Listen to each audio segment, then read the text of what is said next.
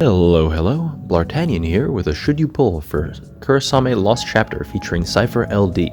I'll be going over the characters' upgrades, sharing my thoughts as to their value, and I'll do it all in less than 4 minutes because that's how long this royalty-free music lasts. Before we begin, be sure to hit that like button, hit that subscribe button if you haven't already. It really does help me out. Also, in the description I've put some disclaimers that I don't really have time to fit into the video itself, so check that out. So this banner has a lot of hype behind it, a lot of excitement, and I think it's well justified. Because here's the thing. We all went to school, and if you went to school, you were either a nerdy teacher's pet, or you were a delinquent who got detention all the time. There's no middle ground. I've watched anime, that's how it is. So, that being said, I think there's something for everyone on this banner. Kurasame, for all you nerdy teacher's pets, is getting his LD boards, and they're pretty good. He's getting weakness damage up for himself, but also for the party, because he's turning into an ice enchanter, and this is great. This means we finally have a true offensive ice enchanter. Cells was more defensive, Onion Knight was more of a role player. Now we have a proper, ice enchanter who means it. And I think that's great.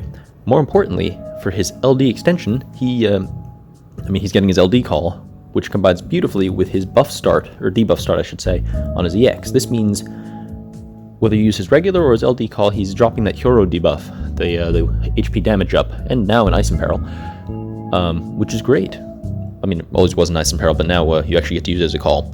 So, the call also enchants Ice, so basically this means you get a double dip of really increasing the damage of your party.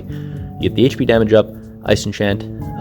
It's just tremendous value for a call, especially the fact that you can double dip on it. That's just tremendous. So I really think it's practically a must pull as far as calls go, and he's also probably a decent unit to use anyway, so that's nice. Seifer, switching tracks for you delinquent jerks, is getting an LD, which gives him a unique buff and a unique debuff. The unique debuff offers defense dam, sap, and brave gain reduction by 30%, which is interesting. That basically means the battery that bosses have been using, it doesn't shut them down the same way like Edward or Cielo does, but it reduces their ability to just kill you with a dumb brave up, which is nice. The buff is the interesting part, because that gives him HP damage up, overflow, the good shit, and makes it so that whenever he hits a target afflicted with unique debuff, they get delayed. And Seifer has an entirely AoE kit.